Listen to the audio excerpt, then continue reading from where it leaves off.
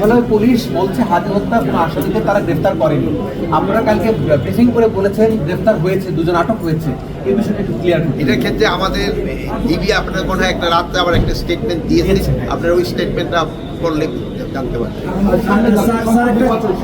প্রচুর পরিমাণ অস্ত্র ঢুকছে এমন অভিযোগ রয়েছে, এই বিষয়ে কি বলতে চান? শোনেন, জাতীয় নির্বাচনের জন্য সব ধরনের প্রস্তুতি স্বরাষ্ট্র মন্ত্রণালয় নিচ্ছে। বিজিবিও আপনারা দেখছেন জাতীয় নির্বাচনের জন্য তারা সব ধরনের প্রস্তুতি তারা নিচ্ছে। প্রায় 35 এবং প্রায় 35,000 সদস্য এই ইলেকশনের সময় নিয়োজিত থাকবে, এবং যে 2-4টা যে অস্ত্রতে ঢুকতেছে না তা না, এবং ঢুকতেছে, এবং এইগুলি কিন্তু ধরা হচ্ছে। ডেইলি দেখবেন যে ধরা হচ্ছে, এই 1-2টা করে কিন্তু ডেইলি, একদিন করে 5টা বিদেশি পিস্তলও কিন্তু ধরা হচ্ছে। মানে কোনো রকমের কোথাও ছাড় দেওয়া হচ্ছে না।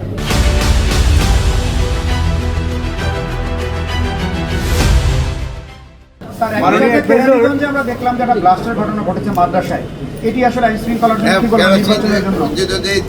যে অপকর্মটা করছে সে তো পলাতক, কিন্তু তার সহযোগী কিন্তু ধরা হয়ে গেছে, এবং তার ওয়াইফ এরাও কিন্তু কাস্টডিতে আসছে, এবং মানে অ্যাকচুয়াল যে এটা তাকে ধরার চেষ্টা করে। আজকে বেশ কদিন ধরে তারা আন্দোলনে আছেন হাদি হত্যার বিচার সহ।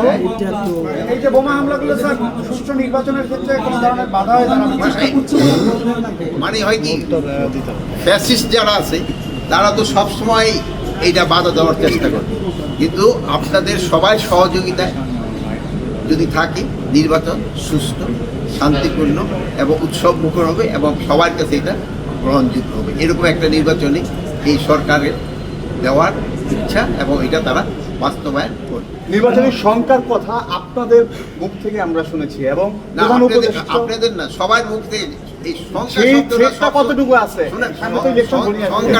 নির্বাচনে এখন কোনো সংখ্যা নাই, এই জন্য তারা কিন্তু সবাই কিন্তু এবারের মতো কিন্তু নির্বাচনের জন্য এই প্রশিক্ষণের ব্যবস্থা করা।